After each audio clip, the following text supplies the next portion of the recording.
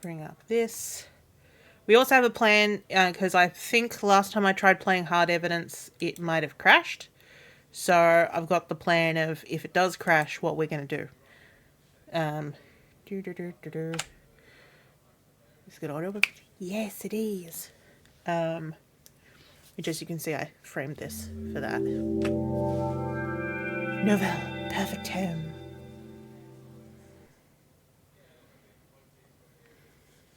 Oh, I do not have this framed quite correctly. Yeah. Dustbox. So I could even get a little bigger. Hello, Marilyn.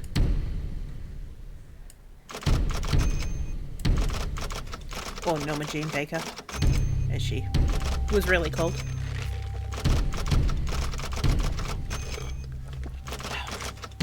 Los Angeles. Ooh. You know what I'm going to do? I'm going to move this over here so the chat and game is on the same screen.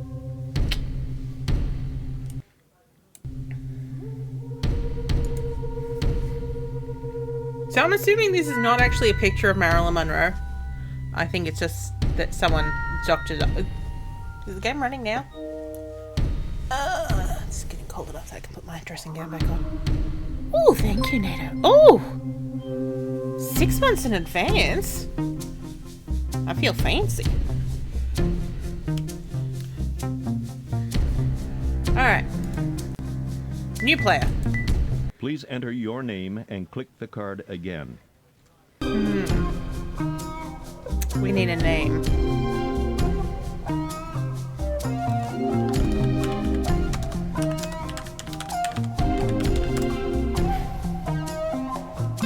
You know.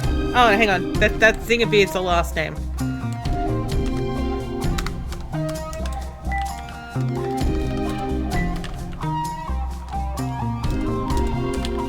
I don't know. Zingabeard, McPants. Hang on. Lady McPants. Zingabeard. Best Please of both worlds. Select your choice. Ooh, now. We could be a cop, we could be a coroner, we can be a reporter, we can be the district attorney. I think... Because I think the whole thing is that you're coming at Marilyn Monroe's murder from several different angles. So I think you can technically change at any point. Ooh, or General Archive.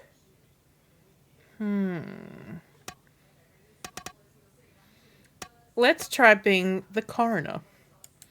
A very medical approach to this. Hello.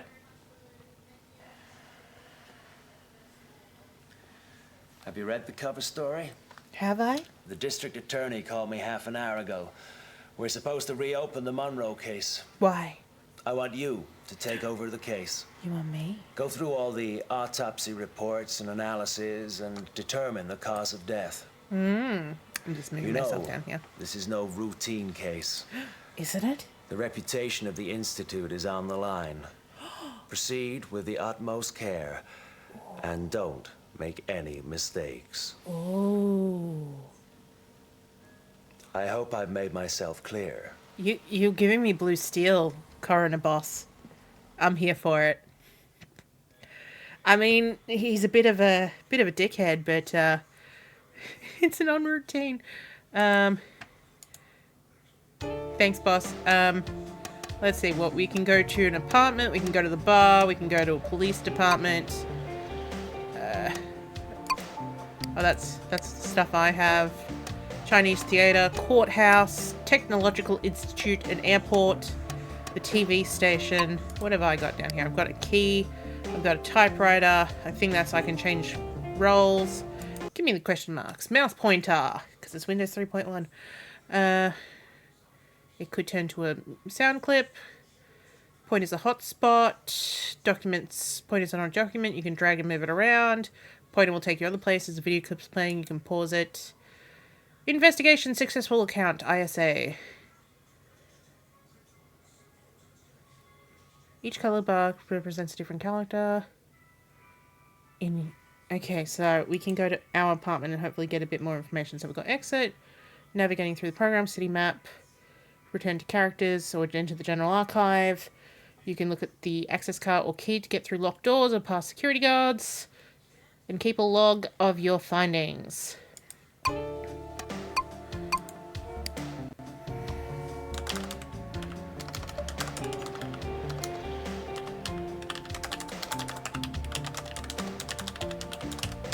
I mean, tell me I'm wrong.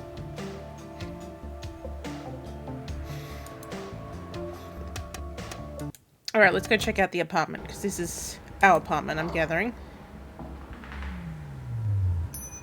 Ding! This is our apartment. How many? 12. She collected them. Take that lid off and pick it up afterwards. Okay. Awesome. So this is our apartment. It's nice. Oh, not a fan of that couch. That's the type of fabric that you wouldn't see that at my last workplace. But it's that type of theories of death. Okay, murder by Marilyn psychoanalyst or death due to error. Okay. Oh, so these are things that I put in. I don't think it's gonna like boobs. Okay. Marilyn's a psychiatrist. Motive. Ambulance driver. Okay. And then there's also death. Woo! Failure to communicate. Okay. Describes as and a barbiturate. Woo! Okay. Okay. So we've got, sounds like we've got 2 theories to chase down. At least as the coroner. Because I suspect that there's probably multiple ones. Okay, so let us go to the Toxicology Institute. We're a coroner. It's the most... Whoop, that's my green screen moving around. Excuse you. Excuse you. Stay behind me, please. I got it on my chair, and so if I slightly move, sometimes it just pops out. So I got a key. Oh! This safe can only be opened with a key. I have a key. I got a key. There we go. Certificate of death.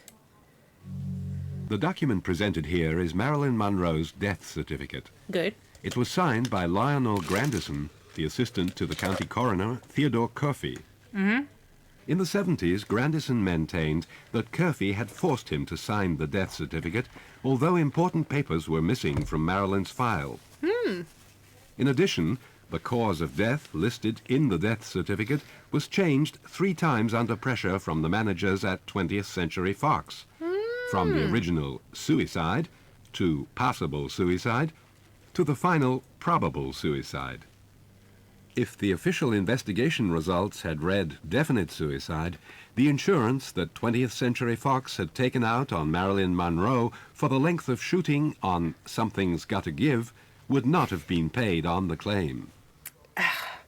It's one of those things where, it's like, yeah, she died during Something's Gotta Give.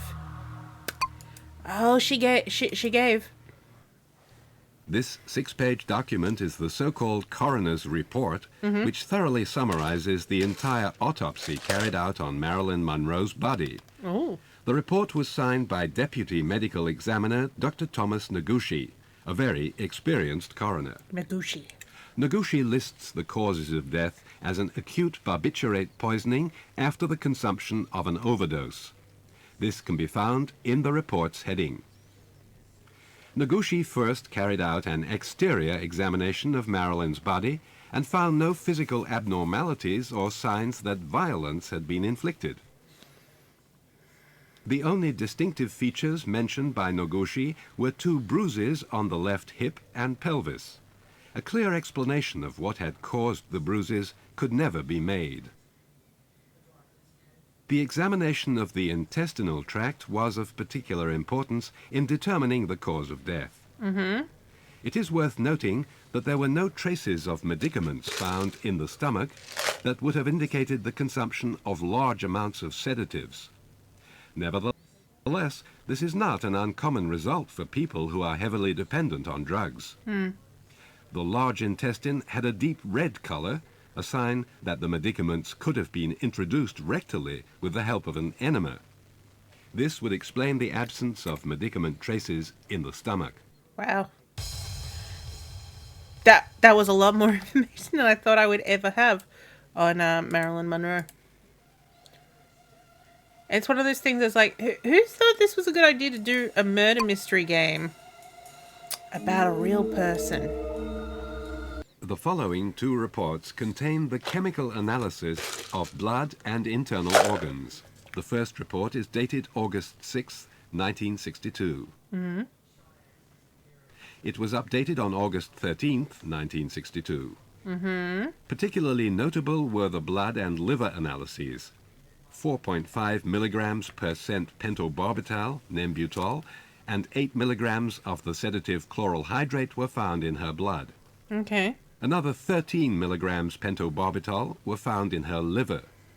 This substance is the active agent found in the sedative Nembutal, which had been prescribed for Marilyn by her personal physician, Dr. Engelberg, as well as by her psychiatrist, Dr. Greenson, over a long period of time. This can be interpreted in two ways. First, Marilyn must have taken the pentobarbital earlier than the chloral hydrate, which was found in her blood, but not in her liver. Second, a combination of both medicaments could possibly have hindered the pentobarbital from being broken down. Chloral hydrate slows the effect of an enzyme necessary for the breaking down of pentobarbital. As author Donald Spoto maintains in his book Marilyn Monroe, the Biography, repeated consumption of Nembutal capsules could have led to a fatal concentration of pentobarbital in the blood.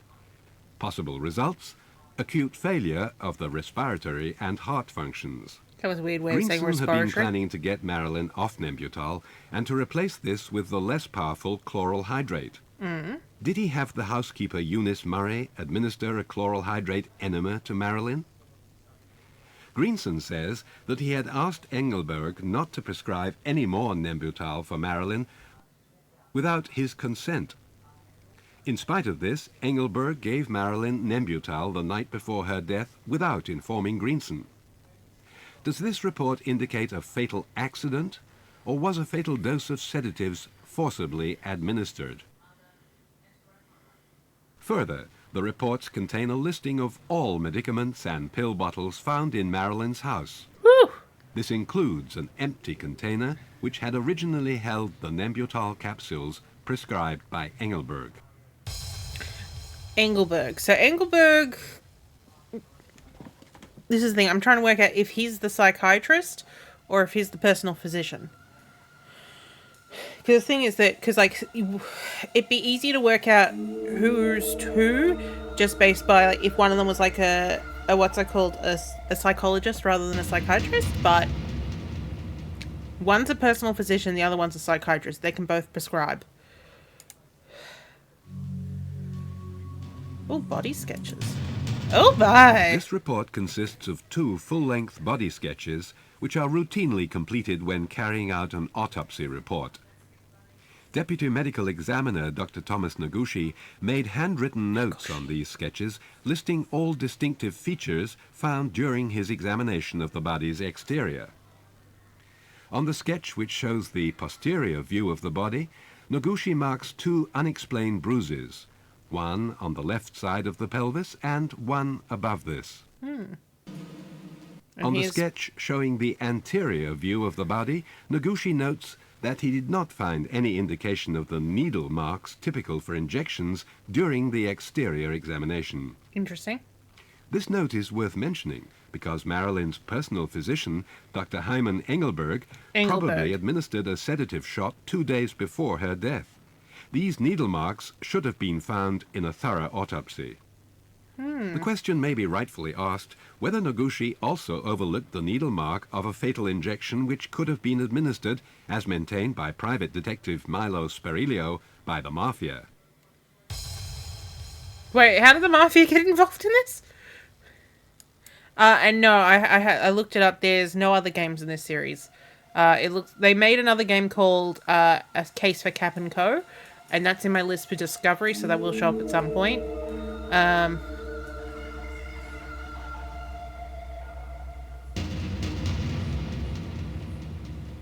Yeah, it would be fun to, like, you know, if, but at the same time, it's kind of like getting the rights to do such things. For goodness sakes, you get back here, stay. But getting the rights to, you know, do these sort of things can be quite difficult.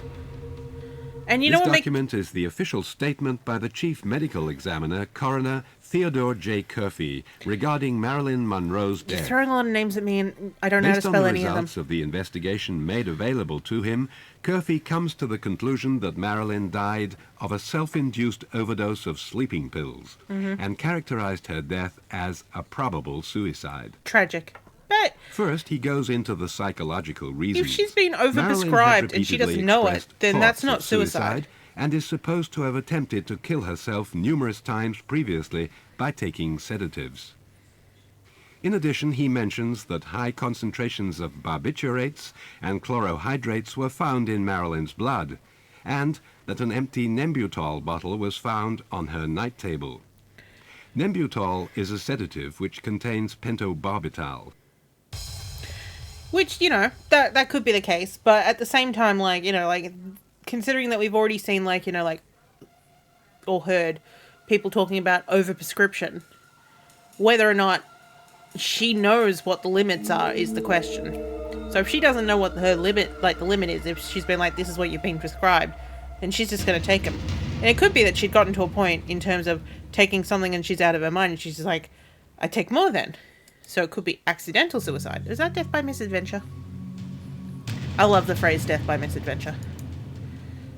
This is the so-called autopsy check sheet. Okay. It was filled out in the course of the autopsy on Marilyn's body and contains the weight of the individual organs from which tissue samples were taken for the purposes of the examination. The report is signed by Dr. Thomas Noguchi. I don't know how to spell any of this. In the preliminary case report, as well as in the medical report, cause of death is listed as acute barbiturate poisoning.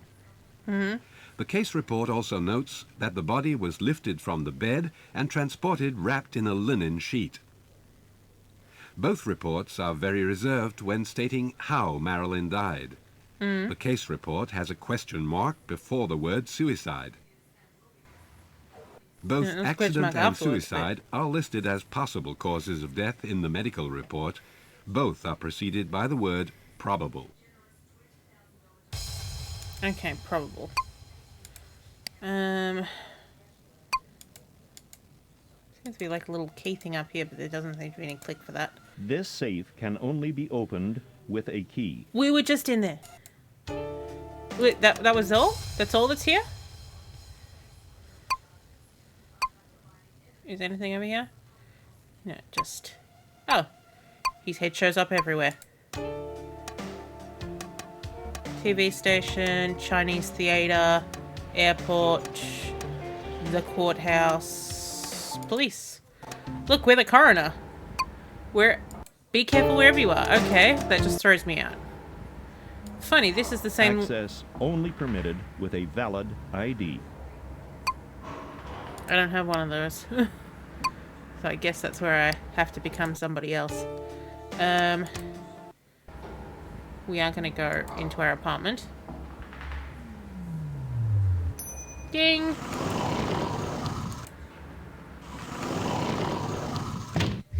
Please, Miss Adventure. Mrs. Adventure's my mom. And I don't talk to her. Because she missed me. Okay, so there's a psychoanalyst and death physician. So this was Engelberg. I don't know if that's spelled correctly. And the barbiturate was... Hang on. I'm gonna sneeze. Pardon me.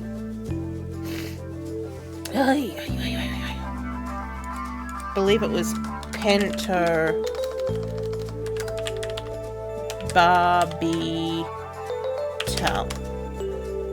Could be wrong. So she probably took a lot. Okay, so then there's the psychiatrist who... Oh, it was the other one. It was the... Fuck. It started with a C. That's... So I have to fill all those in.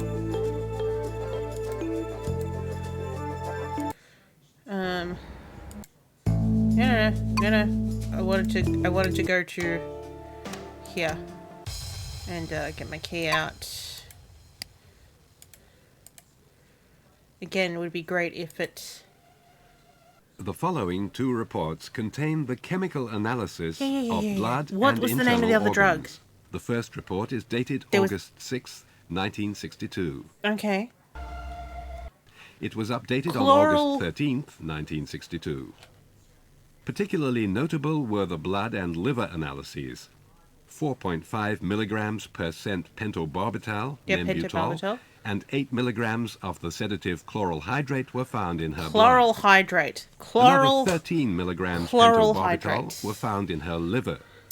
This substance is the active agent found in the sedative Nembutal, which had been prescribed for Marilyn by her personal physician, Dr. Engelberg, as well as by her psychiatrist, Dr. Greenson, over a long period of time. This can be interpreted in two ways. First, Marilyn must have taken the pentobarbital earlier than the chloral hydrate, which was found in her blood, but not in her liver. Second, a combination of both medicaments could possibly have hindered the pentobarbital from being broken down. Chloral hydrate slows the effect of an enzyme necessary for the breaking down of pentobarbital. As author Donald Spoto maintains in his book Marilyn Munroe, the Biography, repeated consumption of Nembutal capsules could have led to a fatal concentration of pentobarbital in the blood. Possible results: acute failure of the respiratory and heart functions. Greenson had been planning to get Marilyn off Nembutal and to replace this with the less powerful chloral hydrate. Did he have the housekeeper Eunice Murray administer a chloral hydrate enema to Marilyn? Greenson says that he had asked Engelberg not to prescribe any more Nembutal for Marilyn without his consent. In spite of this, Engelberg gave Marilyn Nembutal the night before her death without informing Greenson. Does this report indicate a fatal accident, or was a fatal dose of sedatives forcibly administered? Further, the reports contain a listing of all medicaments and pill bottles found in Marilyn's house. Was there anything else? This that I includes an empty container which had originally held the Nembutal capsules prescribed by Engelberg. Engelberg. Okay, I think I got it. So, back to the apartment. Let's see if I can fully fill that out. Because I've written stuff down. I don't know if it's spelt, any of it's spelt correctly, but, you know, better than nothing.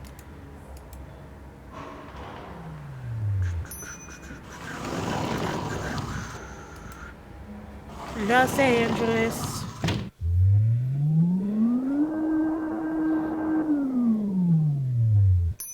Ding. Okay. So Marilyn's personal physician is Engelberg. And then he prescribed pentobarbital.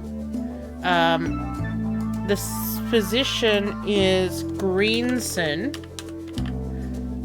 and then he gave her the sedative as an enema, chloral hydrate, and then the housekeeper's name was Eunice Murray. Excellent. Okay, so there's some spelling. So okay, so it's so Engelberg spelled wrong. Where's my phone?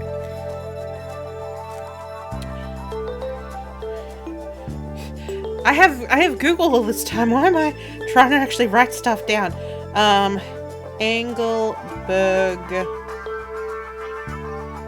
Marilyn. Dr. Engelberg. Have I misspelt it?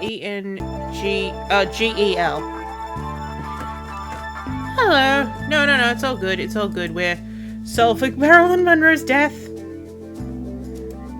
Misspelling Engelberg. Engelberg. Whoop. Engelberg. Apparently doesn't like capitals.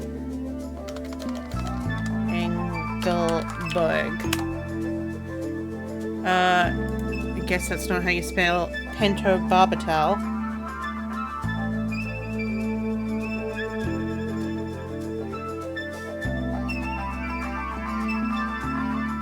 Oh my god, okay.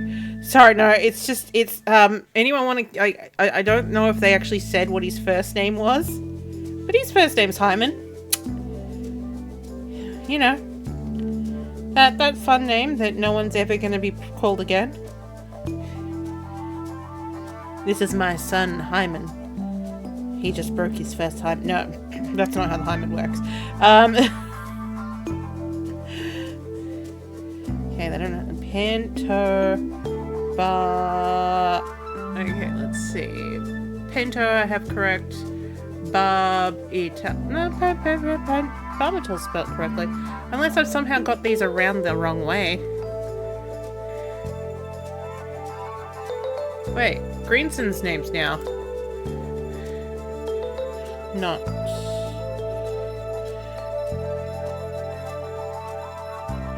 Oh, maybe I need to put in Engelberg's full name. Hyman.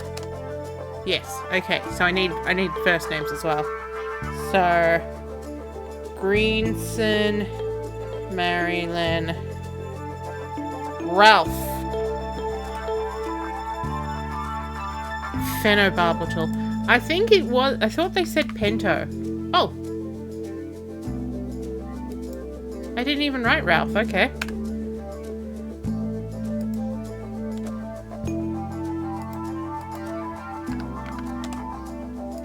Maybe they realized. So let's try phenobarbital.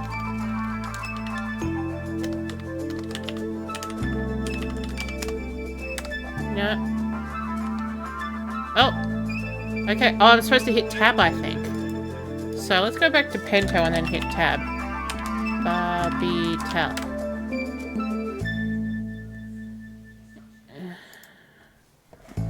Maybe it has a different name.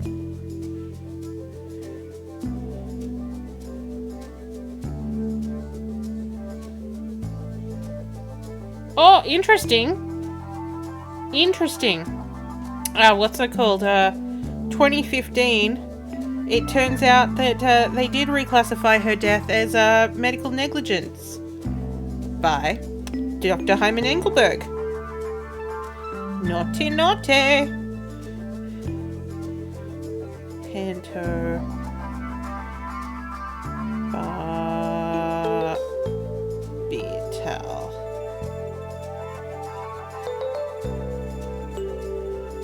Oh, I'm in images, so all I'm getting is pictures of different physicians.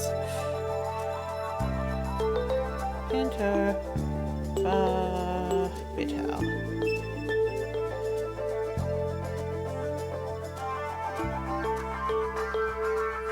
Pentobarbital. What pills was she given? Come on, internet, help me. Dr. Engelberg denies ever prescribing the chloral hydrate. But even this is like, Ralph did it. Ralph prescribed the chloral, and he wanted her to not go back onto the barbitals. No, here we go. Greenson claimed he'd switched her to chloral hydrate as his drug of choice. He seems to be protecting himself as well as Engelberg. She died of an overdose, but not at her own hands, but those who cared for her. And Eunice Murray, she's not trained for anything. She was a high school dropout who called herself a nurse. She was Greenson's stooge. Oh, this is just someone having their own, like, little chat thing. Because, like, he's then going on to Michael Jackson. Dr. Conrad Murray was just like Dr. Greenson. Jeez, okay. But what drug was it? Demaxilin, maybe. Because they want the drug name, not the drug type. So let's try. Demaxilin. Oops. Nope, okay.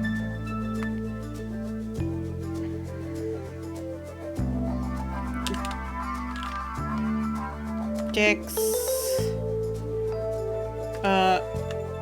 Oh, dexmethamphetamine. Oh, that's not how you spell that. Dexa.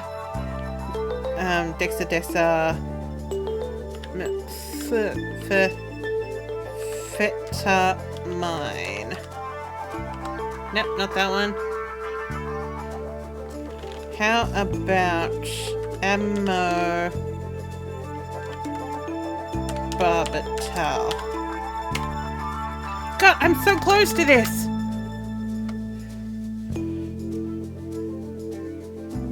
Ah, Dr. Greenson left to go on an extended vacation.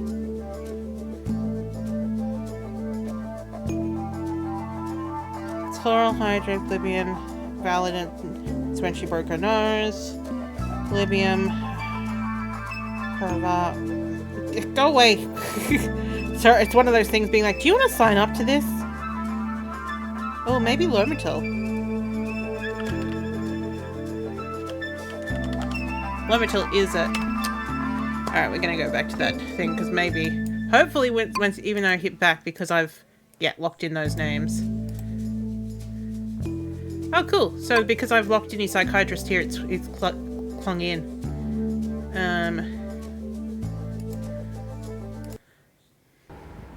Where's my head? Where's me head? Oh, look, I'm most of the way there. Okay, good.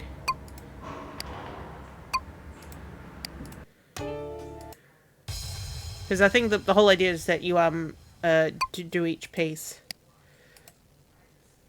I just need the fucking drug name of that pentobarbital. Chemical analysis. We'll try that one again. The following two reports contain the chemical analysis of blood and internal organs. The first report is dated August 6, 1962. It was updated on August 13, 1962. Particularly notable were the blood and liver analyses. 4.5 milligrams per cent pentobarbital, Nembutal, and 8 milligrams of the sedative chloral hydrate were found in her blood. Another 13 milligrams pentobarbital were found in her liver. This substance is the active agent found in the sedative Nembutal, which had been prescribed for Marilyn by her personal physician, Dr. Engelberg, Let's try that. as well as by her... Oh, these get closer?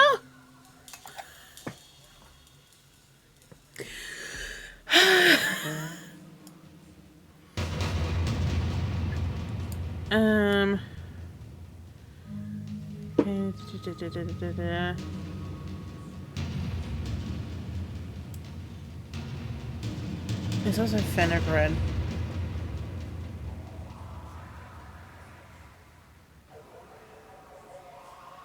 That's not an R, that's just an E. Fenugreek.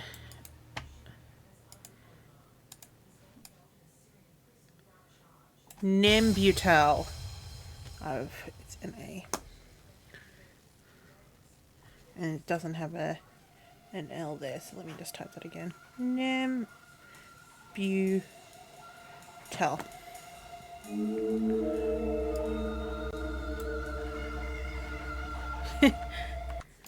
It does. Oh. No! Oh, fuck. Alright, we're going back in. It's one of those things that it's a director game, so if you hit escape at all, you get exited out of the game. It doesn't even ask you, it just goes like, fuck you. Alright. We were so close to at least doing that scenario. Oh, I've got their other game here, A Case for Cap and Co. Which again, will be made in fucking Macromedia Director. Don't hit escape. Hands up. We're just going to go in and put in our answers.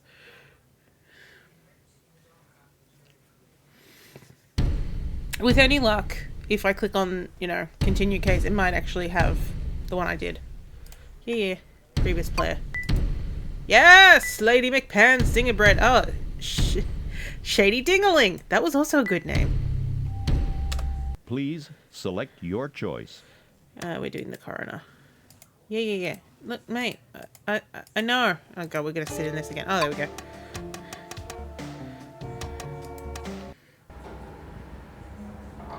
Yeah. You know me. I got some crazy ones in there. Here's a pop quiz, which is the one that I tend to use most for hidden object games.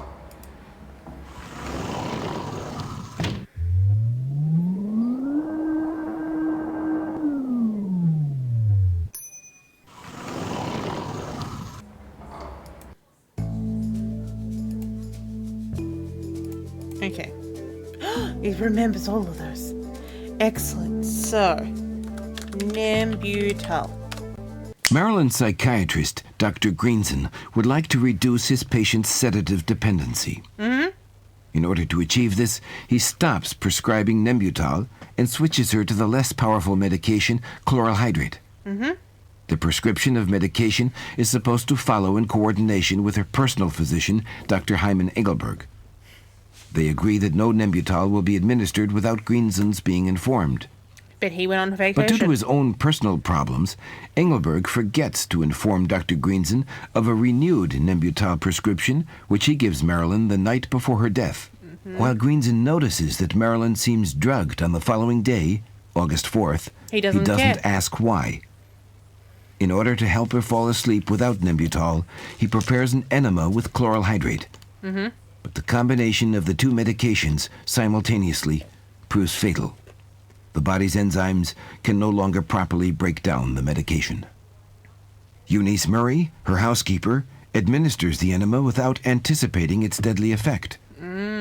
Marilyn calls Peter Lawford. As she's speaking with him, her voice becomes softer and more slurred. Marilyn realizes that she is slipping from a condition of sleeplessness towards death. Oh. Her last words to Lawford are, "Say goodbye to Pat. Say goodbye to Jack. And say goodbye to yourself, because you're a nice guy." Lawford knows that Marilyn often takes medication, but this time he is particularly worried. He has telephone conversations with his former manager, Milton Ebbins, during the course of the entire evening, as well as with Marilyn's lawyer, Milton Rudin, in order to assure himself that Marilyn is all right.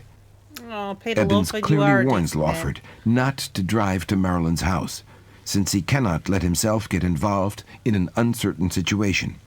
After all, he is the brother-in-law of the highest government official in the United States of America. Is he? Around 8:30 p.m., Milton Rudin calls Marilyn's housekeeper, Eunice Murray, to ask how Marilyn is feeling. Murray assures him that everything is fine, but Rudin has the impression that she didn't really go and check on Marilyn. Lawford, whom Rudin then calls, is extremely worried. But because of Ebbins' warning not to go to a place where he might get involved in a scandal, He was married to a feels Kennedy. he is unable to do anything.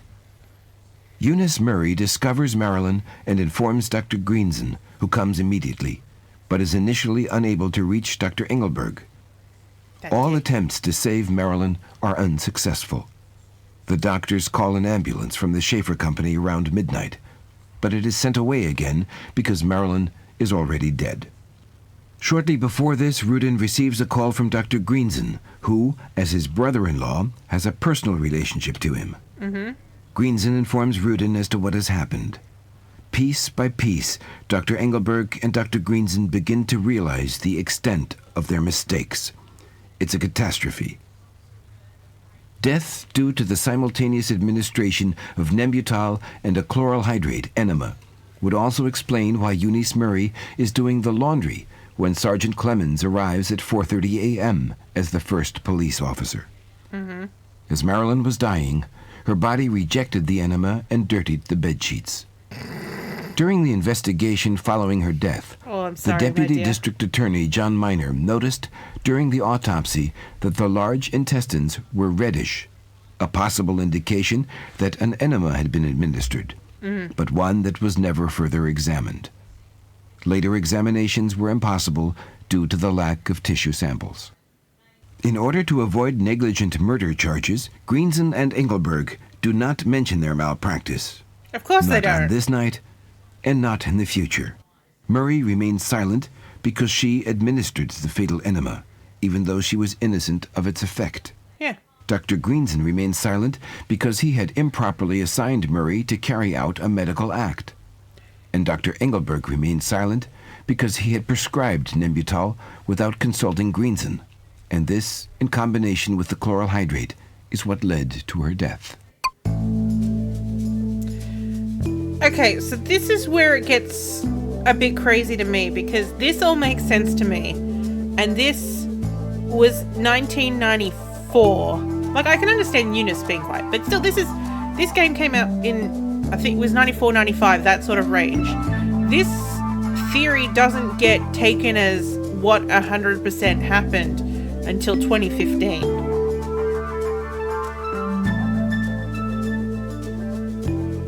So was this someone's just like, like, this is what we can do as a storyline for people to, research and do?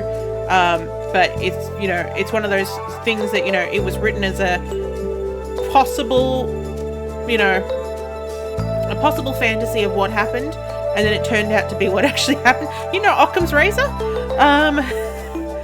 I don't know. All I know is if I have a feeling, if I go to... Oh no, we still have... Oh, because we haven't done the rest with the ambulance. So, but... Let's see, where would I find stuff about Courthouse? Oh, Hollywood Boulevard. Let me take my car into the Hollywood Boulevard. Where the fuck is the hospital? Anything to do with the hospital would be great. Bar wouldn't do it.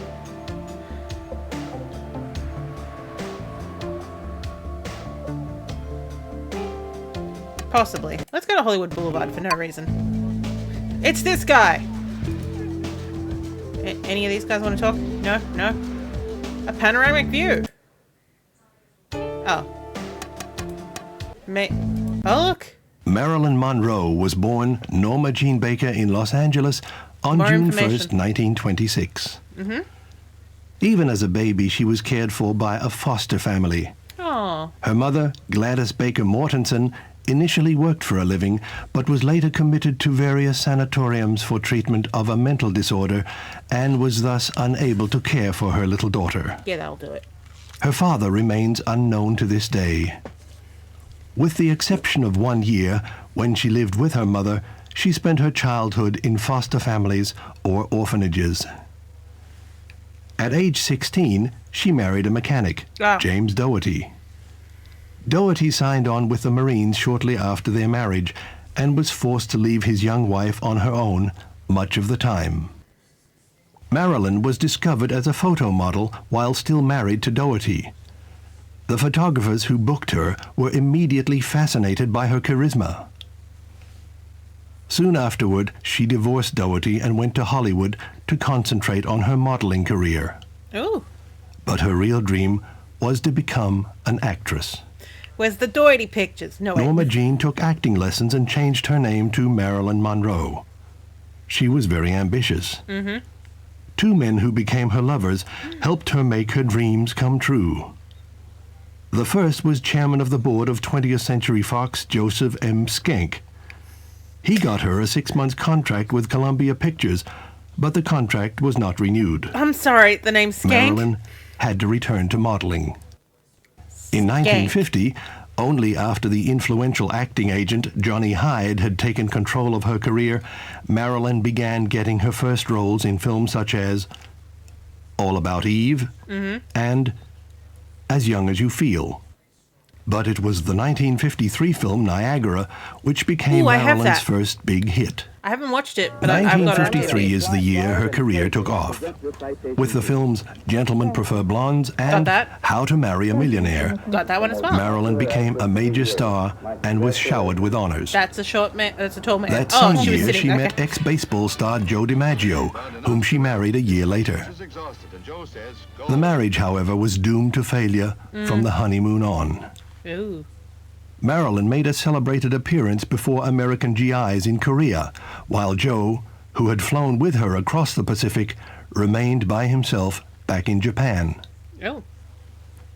Marilyn and Joe separated after barely 10 months of marriage. It happens.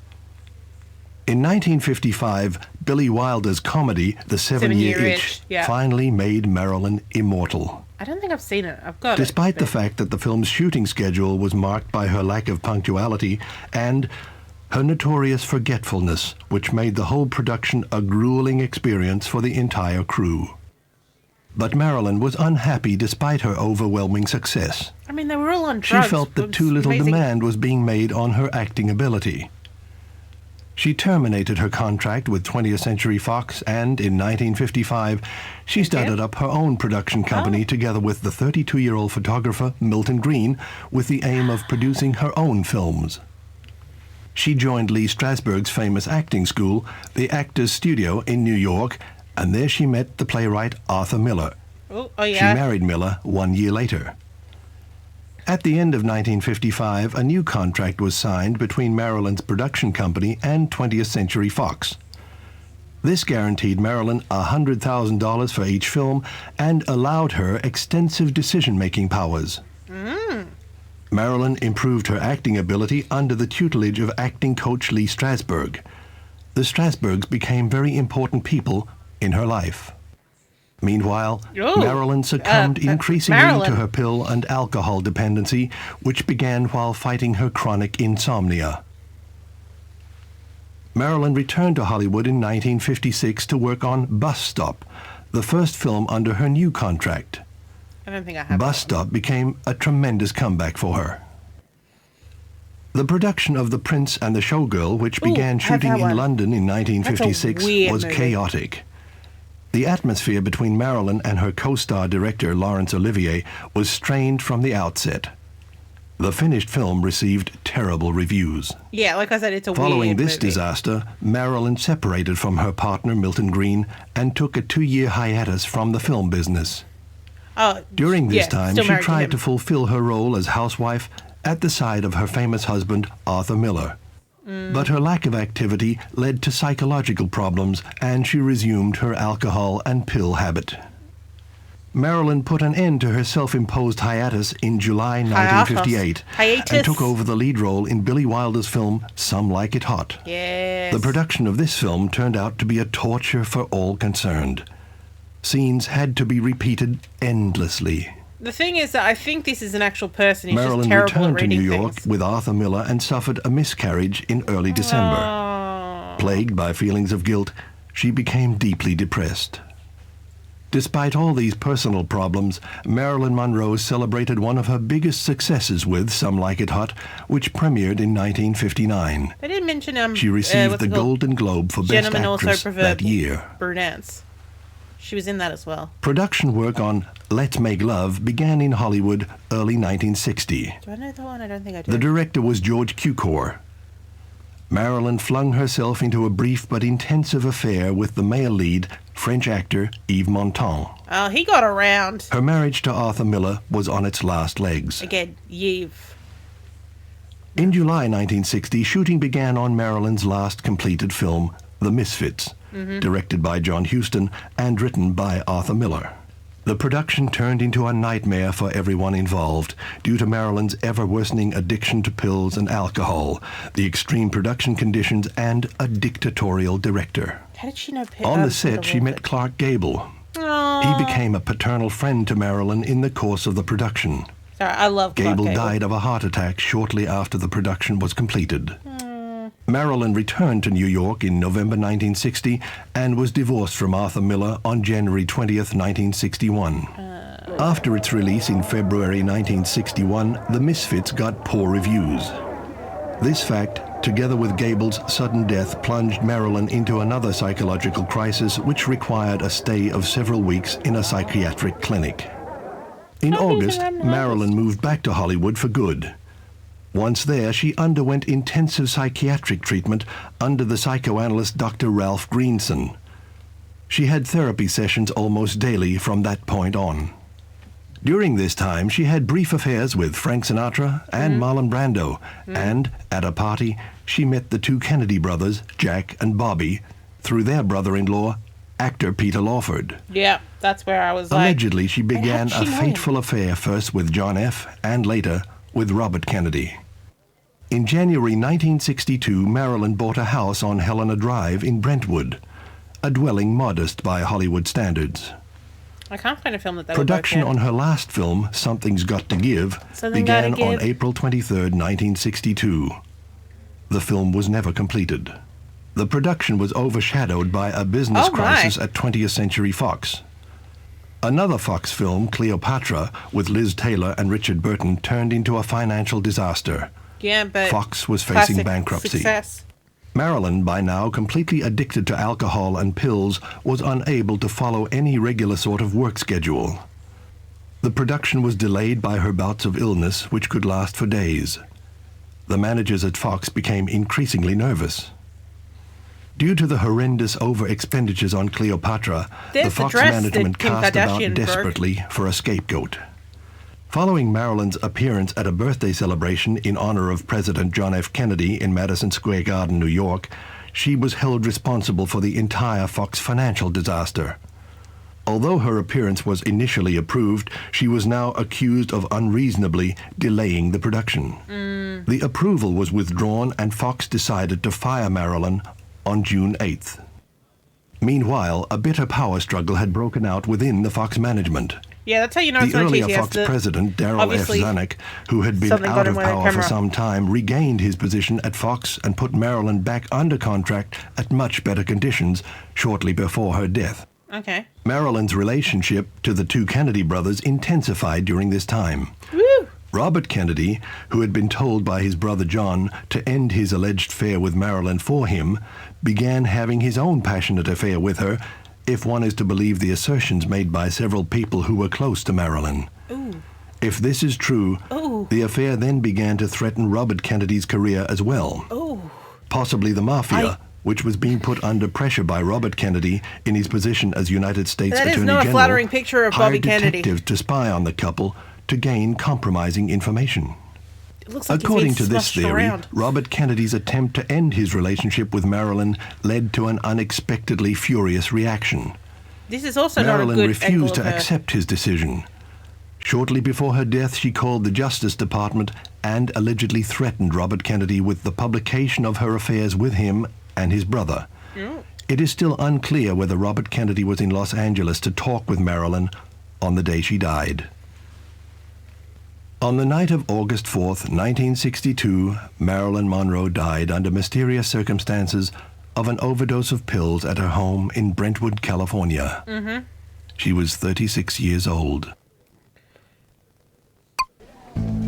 Gosh, wait, am I 36? No, I'm 37. You can't tell me differently. No, because I'm going to turn 38 next. I was about to say next month, but no, it's the month after. I think that's all we're going to see here. Mate, are you filled up now? So we're I've lasted longer than she did. But I haven't been prescribed pentabarbitals. Wait. Have I? No. I got morphines. Actually.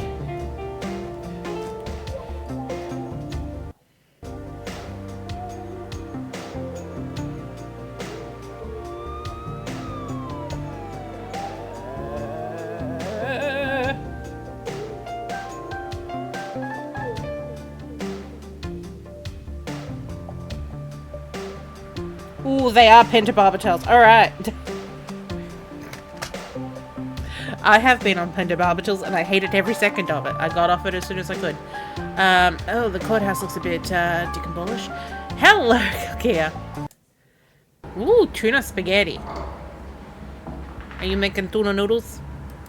Access only permitted with a valid ID. I guess that's a district attorney. But TV station's not going to tell me. Chinese theater shouldn't tell me what I'm. Unless there's some the airport.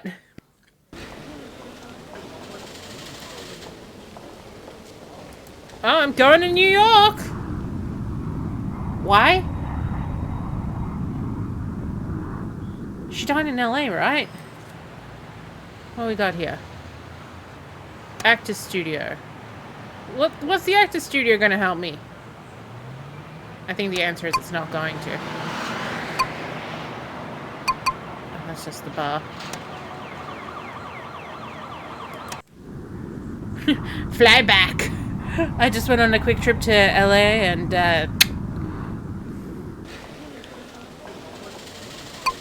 Chicago's cancelled, Las Vegas is cancelled. This is an adult version of Where in the World is Carmen Sandiego.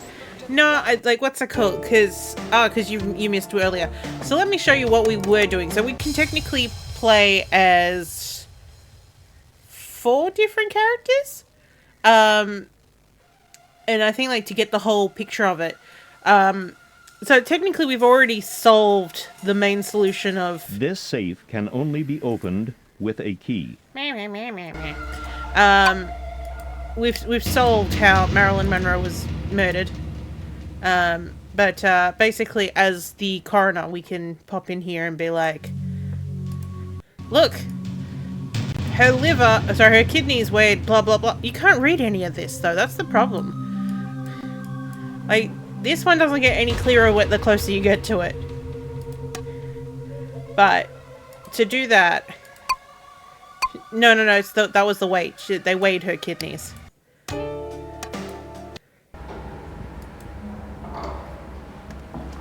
They weighed her kidneys and they were that heavy. Sorry, I have messages happening. That's me streaming.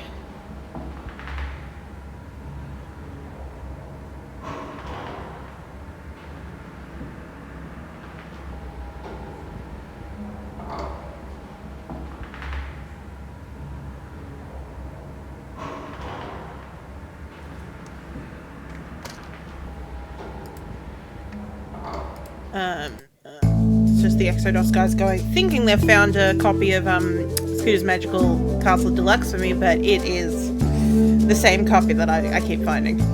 So as you can see, we filled out this after listening to all those reports and reading through it, and also doing a little bit of Googling as well. So we worked out that Dr. Greenson and Dr. Engelberg, they fucked it. Basically, one said, hey, don't prescribe this barbiturate because I'm going to give her this other thing. And then Dr. Engelberg was like, yeah, sure. And then he gave her that anyway.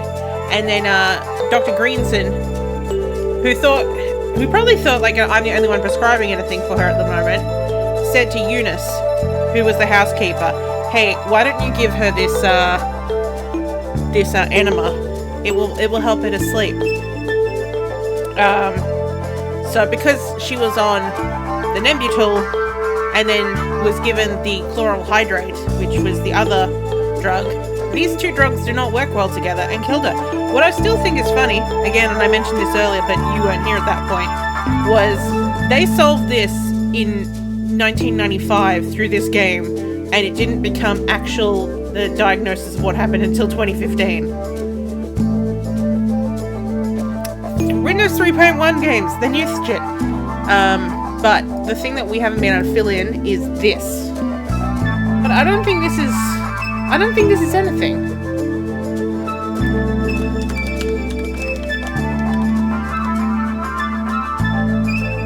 Well, I guess it's a drug that gets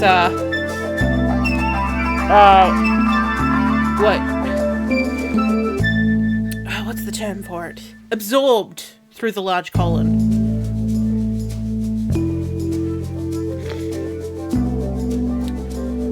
Yeah, enema just absorbs better. And like, you know, like a lot of those type of drugs tend to be quite rough to the whole gastrointestinal tract. So if you go up instead, the worst it's going to do is go up there, absorb, and then come out. It's not going to wreck the entire digestional tract down. It doesn't give it stomach issues, doesn't blah blah blah, that sort of thing. So I can understand. He didn't have a motive for killing him. It's not a thing that happened. Alright, we'll try a different character, because as you can see, we can play as 4. So we did the coroner. Let's be a cop this time. I'm getting warm again. Ah. Good, come in. Oh, hi.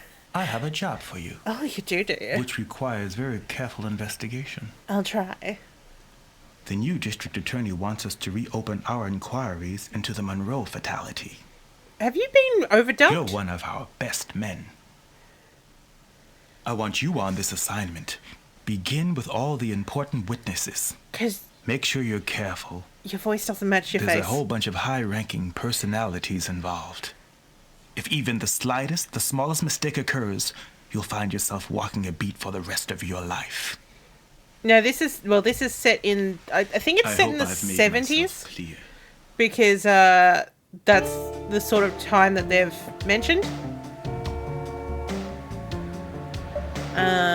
So we're cops, so let's go to the police department.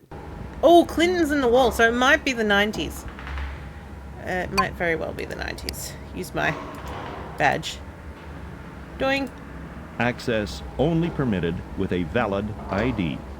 Well, no. I meant to click on this. Yeah. Excellent. Well, no, that's what we were on the computer in the apartment. Ah, itches. Cop's office. That sign just said, "Watch out! Watch out!" I'll watch out. Ooh, that's a nice heavy-looking door. All right, let's see what we got. Ooh, hello.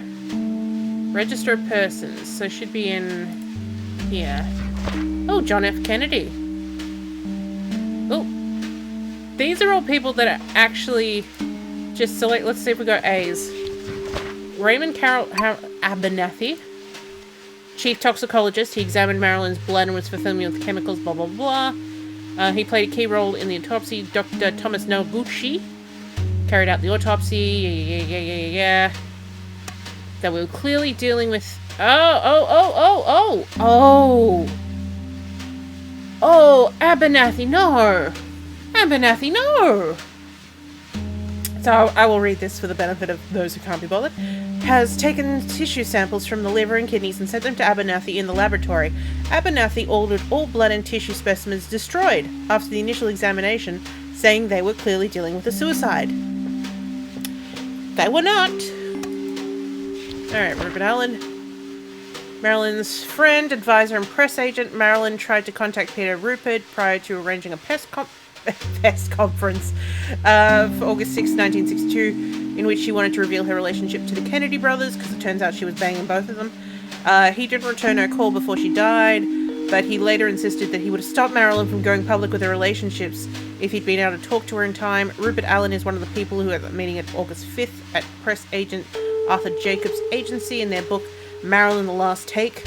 Authors Peter Harry Brown and Pat B. Barnum maintained that it was in this meeting that the official suicide story was created to keep the Kennedy brothers out of a scandal involving Marilyn's death. Oh, did he sell them to the collectors? Oh, that dickbag. The suicide story was present in the press of the years, and to large extent, press accepted it. I mean, she had history of, trying shit. He made some shots, okay. James Bacon, columnist and friend. He was convinced that she had a... Oh, so he didn't think that she fucked Bobby Kennedy. And John Bates, respected lawyer from San Francisco. The weekend Marilyn died, he was a host to Bobby Kennedy and his family. Bates invited them to his ranch 60 miles south of San Francisco. Since Bobby F. Kennedy had just given a speech to the American Legal Association, Bates has always stated that it would be impossible for Bobby to be in Los Angeles on August 4th, since he spent the whole day with him and his family. During his testimony, not a single call came to his farm from Marilyn Monroe that weekend. Ah. Yeah, don't fuck the ads, Elkia. That's what makes them replicate. Jose. 1962, she had an affair with Mexican screenwriter Jose, who was 10 years younger than her, so he was 27. Balearis later maintained that their affair lasted up until her death, and that it was wonderful, and that Marilyn had worried to marry him. Marilyn had married 3 men at that point, so it was probably just a short intermezzo. Ooh, a short intermezzo. Distraction after 3 failed marriages and countless soured affairs. Marlon Brando. Ooh, of course, we got a large thing here. He was rebel of American... blah blah blah, sex appeal, blah blah blah, Marilyn unable to withstand his power. Really? I never thought Marilyn Brando as Marilyn Brando. If they had married, that's who she could have been. She could have been Marilyn Brando.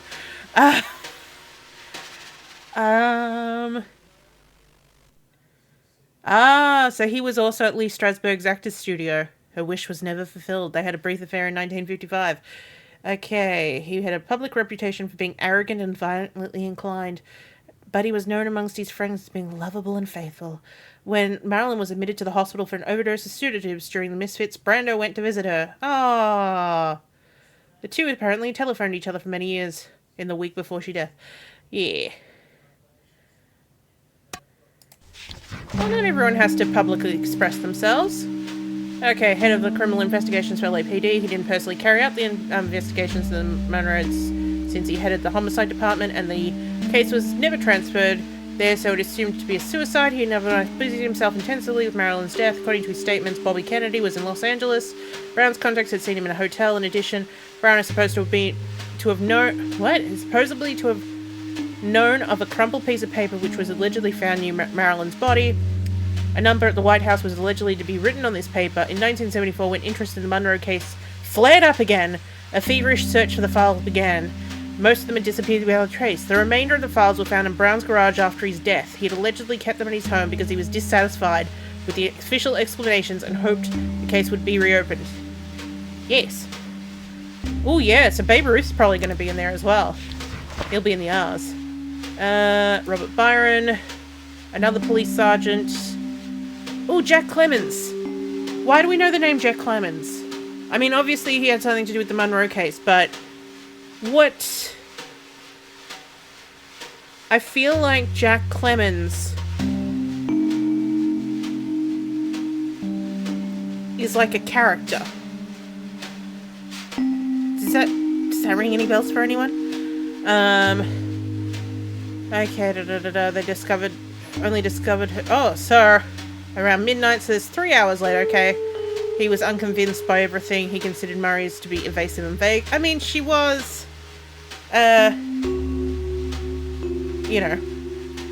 Clement, yeah. I mean, there's Jack Lemmon, which I'm pretty sure she was in Some Like It Hot with her. But something about Jack Clemens, maybe it's a name that's been used in a game since then, and my brain has just, remembered that name, but not actually been this is the game it comes from. Peter Lawford wasn't questioned until 1975. I mean, he was, I didn't know that, that he was married to a Kennedy, so that would make sense why he was kind of told, hey, back away from this, you're part of the whole Kennedy clan. Publicity agent at Fox maintains that on the night, okay, Neil and studio, blah, blah, blah, removed documents from the Brentwood house that were connected with the studio and with Bobby Kennedy. They were supposedly involved with the large cover-up scale-up with Peter Lawford. Peter, come on! I was in your court. Jean Carmen, actress and self-proclaimed close friend of Marilyn Monroe. She and Carmen were in fact neighbors on Doherty Drive, Marilyn's first residence in Hollywood. They took pills and drank together. Oh, fun.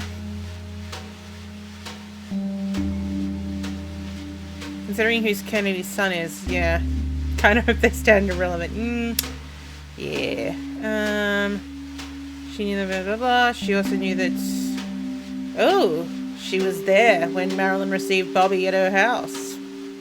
She also knew a diary that Marilyn kept that it was supposed to have bothered Bobby, since Marilyn made notes of internal information he confided to her. It was supposed to have been Carmen who called early in the morning on August 4th. Marilyn told her she'd been bothered at night. Woman called repeatedly, insulted her and demanded that she leave Bobby Kennedy alone. Marilyn asked Carmen to visit her and bring along sedatives, but Carmen refused since it was her birthday and she had other appointments. Statements must be evaluated with great care since none of Marilyn's friends had ever heard of her before Marilyn's death. Oh, because she's self-proclaimed close friend. Interesting. Okay. Charlie Chaplin Jr. I mean, yeah, I'd heard that he'd had an affair with Marilyn Munroe, but... Oh!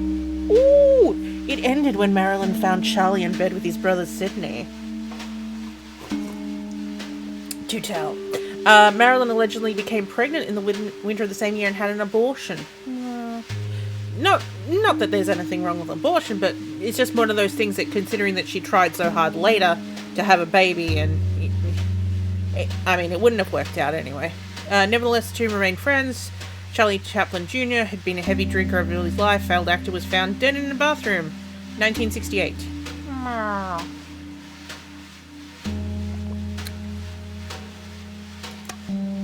Oh, Jack Clemens. Okay, here we go. Police Detective Jack Clemens was on the first police officer to arrive at Marilyn's house. He was on duty at West Los Angeles Police Station on the night of August 4th and received a call from Marilyn's psychiatrist, Dr. Ralph Greenson. I've got to go full on bogues. At 4:25 a.m., Dr. Ralph Greenson told him that Marilyn Munroe was dead. She committed suicide. Clemens drove over to 5 Helena Drive, where he met Greenson and Marilyn's personal physician, Dr. Hyman Engelberg. I think this is a bit different when you can actually, see me and basically see that the main thing that I'm doing is that my hands are on my my sides.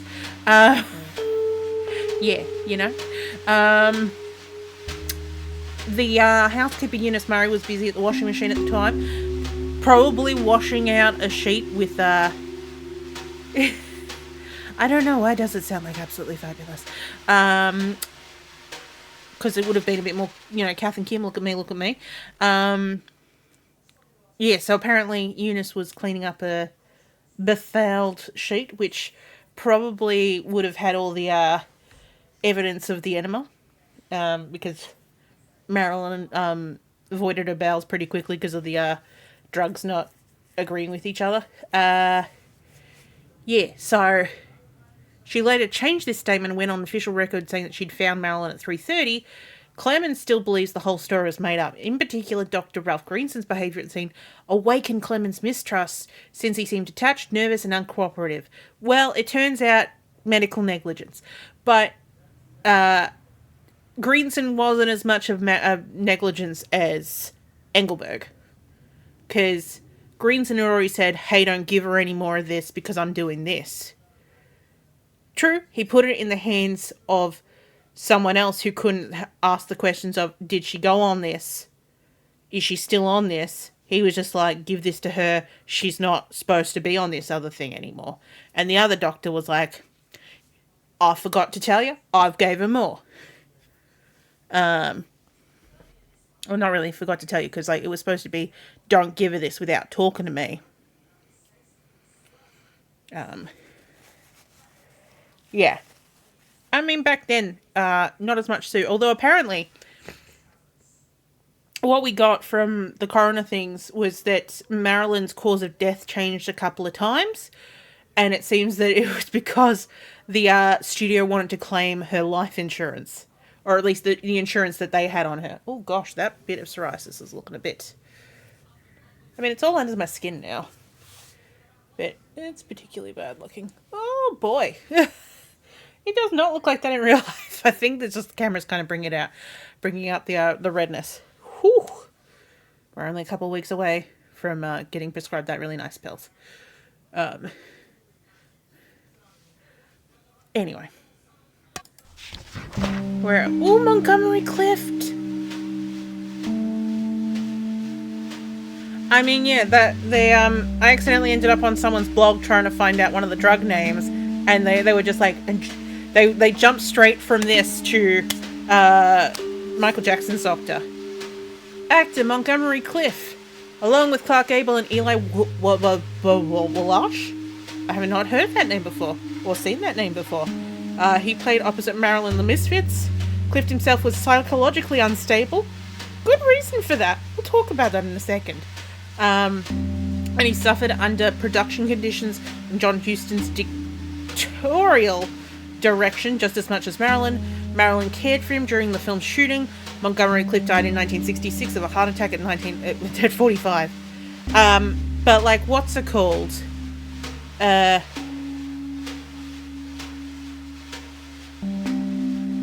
Yeah, because like it was literally put down as lack of communication. But the thing is that Greenson had actually said, like, you know, the statement from them was that Greenson had said, hey, don't give her this because I'm giving her this other thing and it won't work. And the other guy said, yeah, sure, I'll tell you all about it. And then he didn't. And then so technically Greenson should have been the one doing, like, you know, actually giving the enema, and then he possibly would have been able to ask all the questions that needed to happen, but he gave it to the housekeeper.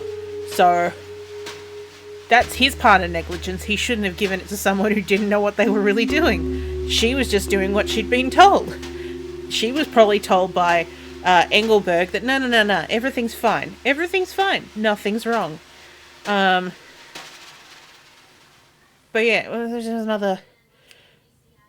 I can't remember who it was, but I remember in one of Greg Proops's comedy sketches, he was talking about an actor, like an older actor, who, you know, like, again, can't remember who it was, but he had such a drug addiction that he actually moved his personal physician into his house in the hopes that they could, like, that guy could help him get off the drugs.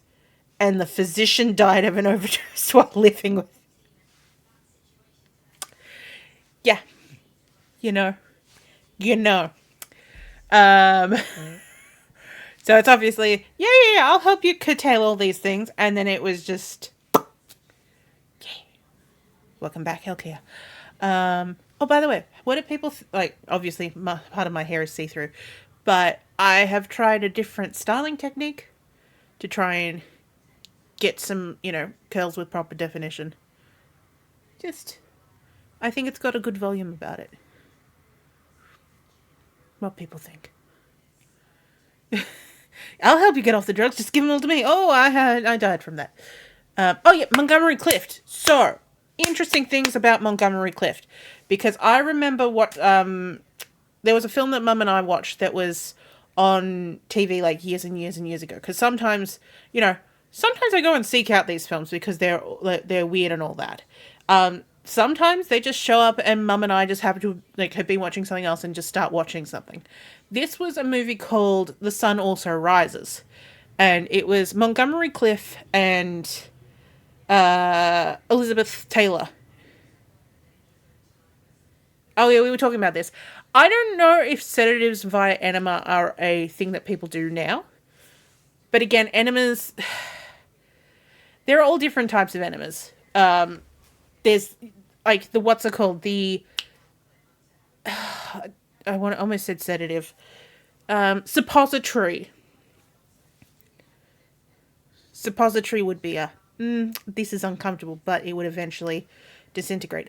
Enemas, if you've had, again, I've never had one, but if you were used to having enemas, then, yeah.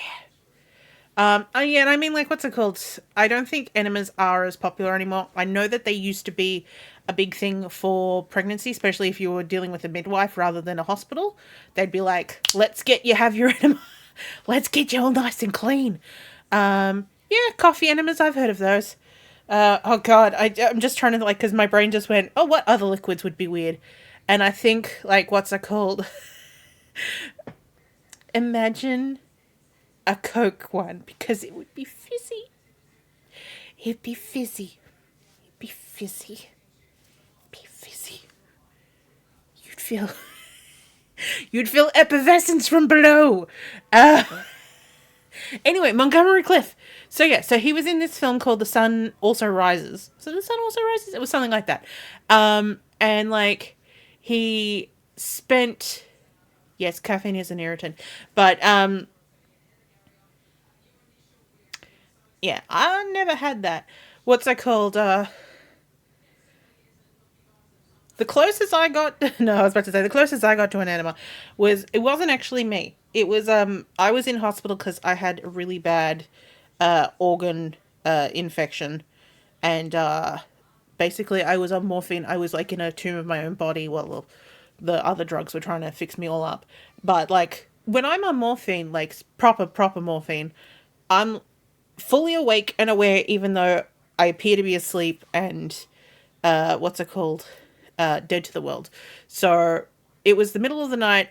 I'm still, like, unable to move, unable to say anything. Just fully taking in, like, everything I'm hearing, everything I'm seeing, everything I'm smelling. And then, what's it called? The woman next to me, she hadn't had an enema. She had had a lot of Movicol, which is a diuretic, because she had you know, like, I don't quite know how it happens, but there's internal organ torsion, where it's like things twist around. She had a twisted part that was causing things not to flow through. And so in that state of me being like stuck in my body or to my body, unable to see, well, seeing, I wouldn't want to see it, unable to, you know, call out or move or anything, in her sleep, she let loose. And because she was asleep, she didn't notice. And it took like, I'd say an hour or so before the nurse came in and went, oh! And I'm just lying there just being like, yeah. I have another new message. What's going on here? Why does everyone want me until when I'm...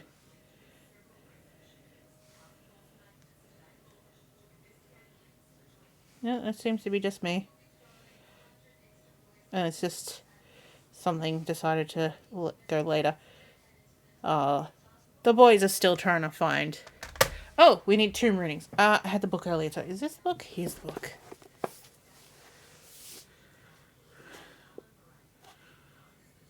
Is this what I'm reading from today? I know it's back to front, but it is... That hologram is just sexy. So, where are we up to? Here we are. We are... not halfway through yet. Oh my, alright. Stick it in your ears. Erotic audio CDs. Once upon a time, in those thrilling days of yesteryear, the Lone Ranger used to come galloping out of the Zenith radio right after supper. When he did, an entire and apparently real world of Western adventure was created right there in the living room.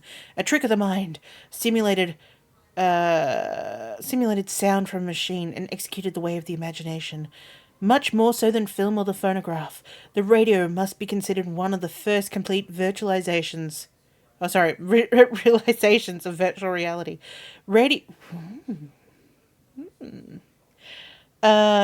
had that just kind of power to create an oral impression so immediate and believable that it became, for all intents and purposes, a real place. There have been almost endless technology innovations since the heyday of radio, with but one goal: to make the listener feel that whoever or whatever is making the sound is physically in the room with them. Do I feel physically in the room with you? Today, The virtually real world inside the radio is essentially ignored. All that oral money and interest has locked on to the reproduction of sound, musical speech, and so on, and that can be stored and replayed at will. Audio, CD, and tape are the vehicle of choice. 2 companies in San Francisco, both using 3-dimensional sonic imaging systems, have discovered some interesting new ways to make your mind turn tricks. These discs they create run on standard CD players, but produce the uncanny sensation that the source of the sound is right inside your head, and they turn your head inside out and immerse you in an audio-realistic virtual world. Just slip into a comfortable set of headphones and let your mind carry you off to the thrilling intimacy of some cybersex here and there. Algorithms and a lasting impression musical corporations are spirited competitors for the same cyber turf. Algorithms cyborgasm. Yes, you heard me right. Cyborgasm. Recorded in virtual audio and A-lasting impressions private erotica done in virtual erotica. Both came out early in 1933.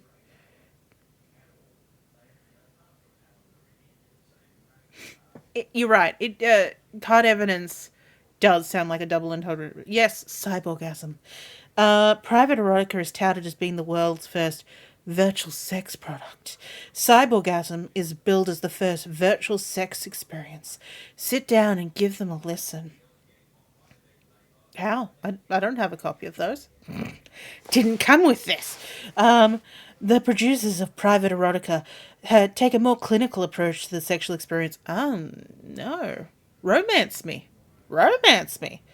They use a near-perfect sound fidelity of their sonic imaging systems to reproduce the most perfect eavesdropping experience. There are 17 tracks of people, real people, not actors, having sex in a variety of combinations. You'll not just hear but experience the sound of men and women make when they're pursuing the old, since nobody else will, I guess I'll give myself a hand. Good time. Okay. Listen to the hetero couple. Let me say that again. Listen to the heterosexual couple enjoying each other orally and genitally, or tune into just a pair of gay men engaging in oral sex. You will also encounter 2 lesbians and their vibrator up and close and personal. Sound like fun? No, not really. No, when you've said the word clinical. You've lost it all at clinical. It depends. Countless generations have proven for themselves that the love cries of other people can be incredibly stimulating. But when your brain is trying to convince you that you're right in bed with folks making those sounds, it can be pretty disturbing. Yeah, like, what's that called? The thing is that when it's talking about actual games, I feel like it's probably PETA. When they're talking about other kind of semi-related things, I wouldn't be surprised if it was... What are their names? I thought it was on the front cover. No, where are they? So many fucking people involved with this. Oh, here we go. It's probably Philip Robertson and Nancy Tamosatis, because Peter and Virginia are the next lines down. Oh, this looks like this had another page at the front that's been cut out. How queer. I wonder if someone had like a personal dedication written on here, and it got removed. Where was I? The phenomena is called cognitive dissonance. The evidence of your senses contradicts on what you know to be true. But what do you do when you don't know who to trust, but there's nobody but you? When you don't know who to trust, but the only person there is you. Well then, so you're saying you don't trust yourself? And also... Well, no, the demo disc... There is still the folder on the back for the demo disc. It just didn't come with it.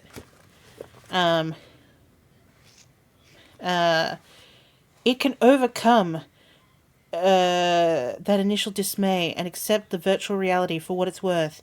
Those loving sounds will pretty much convince you that, like the Colonel's Lady and Judy O'Grady, we're all akin under the skin. I mean, technically, we are... we are all made of the same genetic makeup, in the sense that certain parts of the male anatomy convert, like they're the same materials that convert into other things. Like the thing that makes an erection hard makes makes a woman's pelvic floor tighten. So, although men do have pelvic floors as well, but it's the same material used in a different way. So, where was I? The producers also included some lively music by Tone Deaf to help you get over the hump. Private Erotica's one big mistake was to include... was to include a track of a woman in a bathtub. One other facet of our common humanity is our response to the sound of running water. Right, hurry back. And don't forget to flush. By contract, Lisa Paliak, the producer of Cyborgasm, seizes that moment of cognitive distress that virtual audio produces to suck you up, like Howard the Duck, into a world you never made. To make your passage easier, she has included a cardboard cutout goggles to shield yourself from the prosaic virtual world visual world that you thought was real, and a free condom to remind you about the risk you run when you get back. We're almost there, I promise. Palaic has spies in your house of love, a stable of accomplished eroticists, poised to awaken you to your dreams and secret fears by exposing you to some of their own. These folks are out to seduce you in the privacy of your own head. They use music, they use sound effects, they use whips. But most of all, they use words. The cumulative effect of their art is overwhelming. You can't help but flinch when your mistress's whip cracks in your ears. Then she describes her nipple clamps.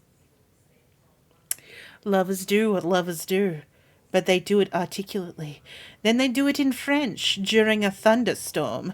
There's a hot message from a hot-breathing lady on your answering machine. Intimate voice whispers prose, poems of sex and decadence into your ears. You open a door into the middle of a cocktail party that segues into an orgy and then drifts back out again. A fantasy world engulfs you. Some of it is beautiful, some of it's distressing, all of it's intense. Welcome back to the world of your libido. Our common humanity has its dark side too. You may be embarrassed by your own responses to cyborgasm, but that's what makes it the perfect example of what great cybersex can be, and you won't have to worry about not being respected in the morning. By the way, if you're interested in trying your hand at your own recordings with this new technology, you'll be happy to hear that Lasting Impressions has reduced the price of its 3D sonic imaging system. It's now only $16,500. Pick one up on the way back from the supermarket. Boy. So, I think that's the end of our, description of games. I don't know where this is going to go from here, and as you can see, it's still so meaty. Oh god, no! Now it's just talking about BBSs, and I don't think we should talk about BBSs. Oh, Pleasure Dome BBSs. Oh god, there's a man in a picture in a gimp suit. I will have a flip through this and find if there's any more sections to talk about games, because that's really our thing. Just because, I mean, the other type of cybersex is fun, but it's, it's more fun to talk about games than the stuff that I'm pretty sure Peter would have written. Oh god, there's another gimp suit. But, it was a woman in a gimp suit. Oh, hello. I'm just saying.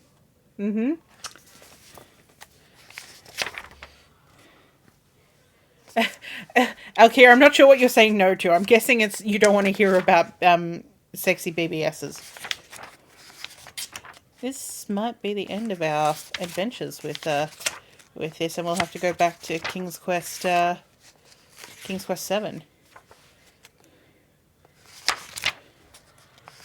Now we've got now these are mailing lists you can sign up to.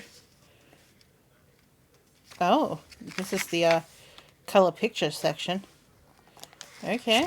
All right. Oh gosh. The word combination is oh my. Oh. Oh, Virtual Valerie. Okay, so we've got oh goodness. Okay. Okay. Oh god, not the Dream Machine. Oh. Cybersex has reached its range into films with scenes such as the Cyborg Rapture and the Lawnmower Man. Okay, whatever you say, man. Whatever you say. Oh, picture from Cobra Mission. This is more BBS stuff. Look, now we're on the other side of the halfway point. This is a lot about BBSs. I mean, I know it is that time, but oh my. Buttons and Voluptuous. Well, Voluptuous lives up to her name. I would too. I just wouldn't put it on in a book or on a BBS for someone just to gulp at me. She said, being on camera with a tiny bit of cleavage showing. But psoriasis! Not as sexy. Good lord.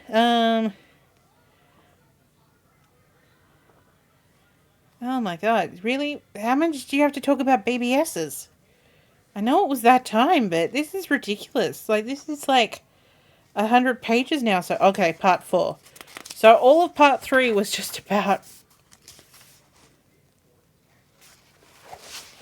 virtual reality. Yeah, okay. I think we can go from there, at least for a little bit. Oh god, yeah, okay. We're talking about potentially what virtual reality can be. Sex and virtual reality. Nintendo for adults. Okay, yeah, I think we can at least read through some of the interesting stuff there. Robot love. Cyber sex in a theater. Okay. Yeah, look, there's some things here. But I have a feeling there's no more. Let's just talk about kinky games from that time. And then it's appendixes. So, yeah. Our time with this book is coming down.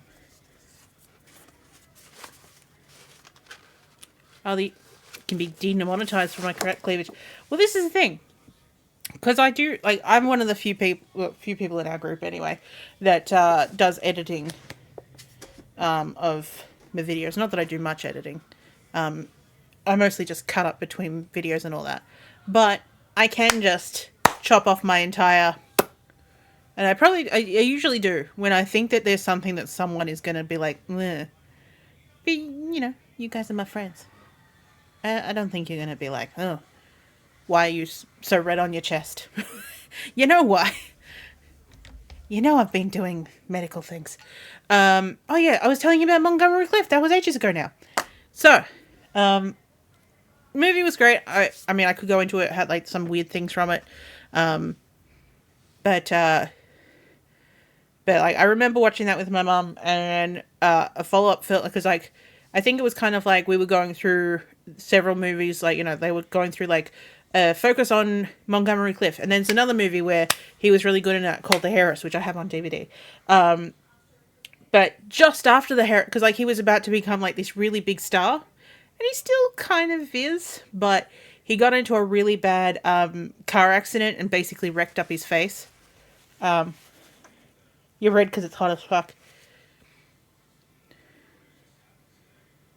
Well, this is the thing, Dwarfy. It's actually quite cold. Like, let me tell... Like, I don't have heating in my house. And, let me tell you what temperature it is here. It's currently 10 degrees here in Melbourne. Or at least down where I am. But I tend to find the days that I do UV therapy, especially now that I'm at this particular level of tanness that I am, that I just get really hot, like in flushes. It's almost like feverish. And like technically my face is a bit flushed, and I'm wearing makeup. Like I've got what's it called, tinted foundation on there, just because it had a really good SPF rating. So because my face is just like bright red under with UV therapy otherwise. I'm ticking my legs in. But yeah, and as we can see, like my psoriasis, it's technically like everything you're seeing here, it's actually under my skin layer, which means it's responding really well, but it's just waiting. It's just waiting there. It used to be like in big white flakes, and the whiteness used to like cover up how red it was. But between the stuff I'm taking and that, it's like brought it down, but not enough. But a couple weeks time, they're going to be like, well, I'm assuming I've done everything that they've asked for, and I don't see that changing for the next couple of weeks. That I'm just suddenly going to be like, nah, not doing this anymore. Because technically, like, if I feel like I'm getting too burnt by the UV therapy, I can ask them to turn it down. But generally, like, the day that I get red like this. And then the next day, I'm just tan looking. So, and I'm not used to being this tan.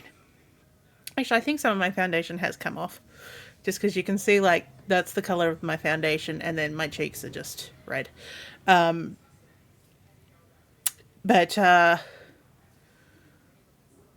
Yeah, I'm not used to being this color. And I can't even, like, it used to be usually when I get tans, I get to go like, well, here's the inside of my arm and you can see how pale I am. But because, like, when I do, I have to do my hands up like this because, like, it's all around. So it is, like, the inside of my arms are also getting tanned. Ooh, yes, sir, yeah. I mean, like, I used to have it really thickly in my hair, and I haven't, since high school, had that really thickly in my hair. I have noticed since I've done the UV therapy that it's coming back in little bits and chunks. But again, so the cool thing about this drug, I think, like they said, like, it takes usually, like, a week or two for it to kick in. Like, this is the one that I have to do that I'm doing all of this for. But it basically tells, like, it rewrites your body for at least a month to say, you don't do this anymore. You don't need to keep growing skin. Like, not in, like, the way that it would hurt, but the thing that makes it overactive. It pulls it back and says, hey, you already have skin here. Stop. Because what's happening now is that it's going, create more skin. Create more skin. And part of that is then it's getting, like, going, ooh, all this extra skin is causing inflammation. And in the inflammation, the blood gets into your joints. And then your joints get inflamed, and then you have arthritis, which is what's been happening with me. Mostly on my lower back when I sleep. Yeah, because, like, this is the thing. Like, in some ways you'd go like, oh, psoriasis must be really good because it means you heal everything up really quickly. And it's like, yeah, in certain places it would. If I got, like, a scratch through here, like a bad one, it would be gone the next day. Like, that would just be it. It would be gone. It would be like I'd never been scratched. If, like, I've got this one here from where a tree scraped me the other day, like, just like in a stabbing motion, that actually still really hurts. And it doesn't help that it's on, like, the redder part of my my medical tan. So, like, that will take a couple of days to go away. It actually looks really pissed off, doesn't it? But it's not. It's just because I can leave fingerprints in there. That's when you know that I'm a little too close to the sunbird side. Want to know how I got this scar? Well, a doctor went in there and pulled out a chunk of my neck that had broken off and pushed against my nerves. Anyway, back to Marilyn Munroe. David Conover, army photographer. Did he marry her? Oh, no, he was one of the girls that found her. Oh, yeah, her. Yeah. Actually, you know what? We've kind of done... You know, now that we've worked it out, we could go through and, like, work stuff out, but at the same time, I feel like, you know, we know what's happened. Maybe we should, like, it's 10:44. We could move on to a hidden object game. Anyone?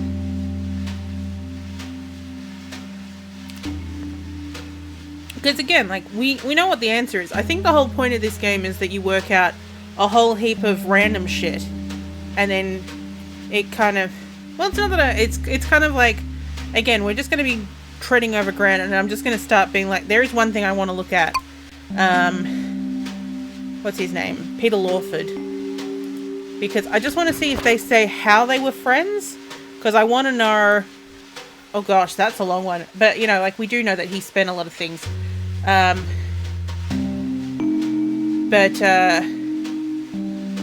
Because, like, what we know is that apparently him and Bobby met... she met Bobby and John F. Kennedy through Peter. So I'm just trying to see if it said how they know each other. Like, if they were in a film together. Lovewood's last page is blah, blah, blah, blah, blah, blah, blah, blah. Say goodbye to Pat, say goodbye to Jack, say goodbye to yourself, because you're a nice guy. Aww. Da da da da da da da da da.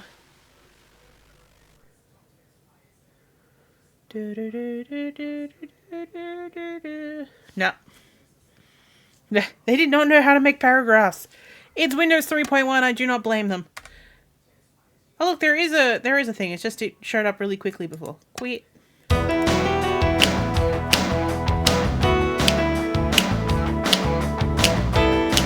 Look, here's all the things we referenced to work it out. It's probably a whole heap of people that worked it out earlier. They just didn't go, yep, that's it. We're happy to tick off on that.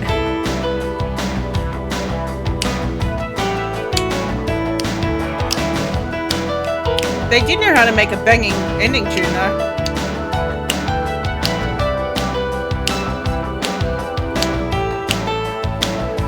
Ah! The Germanys. Like, it would make sense the Americas, but there were quite a few German names, and there was a German production team in there. So you remember I was... Wow. Like, what's it called? I mentioned that the police officer? What's his name? The dude. The police chief seemed to be overdubbed. That would be why. Because he was probably German to start with. Thank you, Dee Dee.